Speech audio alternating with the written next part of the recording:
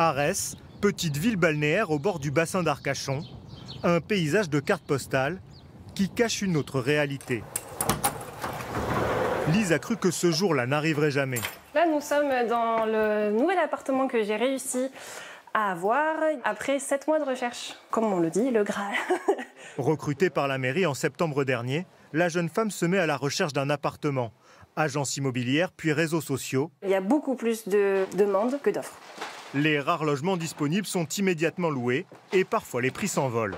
Dans certains cas, un type d'enchère se démarre. On annonce, moi je peux mettre tant, par exemple 600 € par mois. Ah oui, mais moi j'aurais préféré plus. C'est plutôt 20 mètres carrés pour 700, voire 800, voire 1000 € par mois. J'ai des collègues qui sont partis et qui risquent de partir, oui, à cause de la même problématique. Pour Lise, l'histoire se finit bien.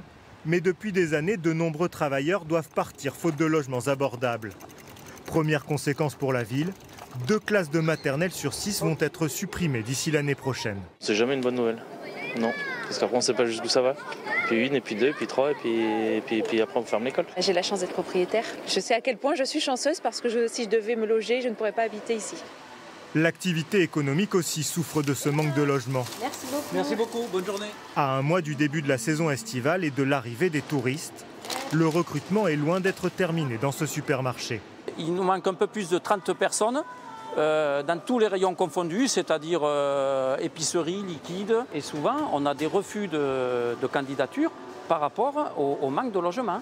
Les candidatures ne sont pas validées parce que les gens ne trouvent pas à se loger. Donc bien sûr, bien entendu que ça nous inquiète. Sans logement, certains salariés restent plusieurs mois au camping, d'autres en sont réduits à des solutions extrêmes. Camille vient de décrocher un CDI. À la fin de son service, elle repart vers sa voiture. C'est aussi sa maison depuis qu'elle est arrivée sur le bassin il y a 2 mois. Je mets mon siège conducteur couché au maximum et j'ai un plaid qui est là. Et voilà, et je m'endors comme ça. Normalement, on travaille pour se loger. Exactement. Mais avant, j'étais de Charente-Maritime et j'avais le logement, mais pas le travail. Alors qu'ici, il y a beaucoup de taf, mais il n'y a pas de logement. Voilà, et donc ça rend fou, mais à un moment donné, c'est pas de notre faute, quoi. Mais pourquoi la ville ne construit-elle pas de nouveaux logements pour les habitants qui travaillent ici toute l'année? 2 lois de protection de l'environnement empêcheraient la mairie d'agir. La loi littorale qui interdit de bâtir sur une bande de 100 mètres depuis le rivage et la loi dite zéro artificialisation des sols. Résultat, 80% de la surface de la commune est inconstructible. On a l'ensemble de notre ville qui est inconstructible et c'est le paradoxe. Moi, j'ai que moins de 20% qui est construit aujourd'hui puisque j'ai plus de 80% en forêt et on me dit interdiction de construire et d'artificialiser un peu plus les sols. Je ne veux pas arriver à 50%, mais à 20, 25%, pas plus. Mais oui, j'en ai besoin parce qu'autrement, je n'arriverai pas à survivre. Ma ville va continuer à vieillir. Seule solution proposée par l'État pour créer de nouveaux logements, bâtir dans la zone déjà urbanisée des immeubles avec plusieurs étages. Tout ça, c'est un camping municipal. Ici, la commune va construire une vingtaine d'appartements. Le double pourrait être créé, mais le maire refuse de changer l'architecture de sa ville.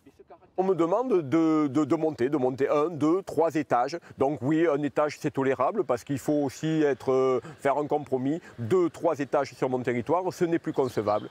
Construire des bâtiments plus hauts ou voir sa population partir, la municipalité ne trouve pas de solution pour l'instant.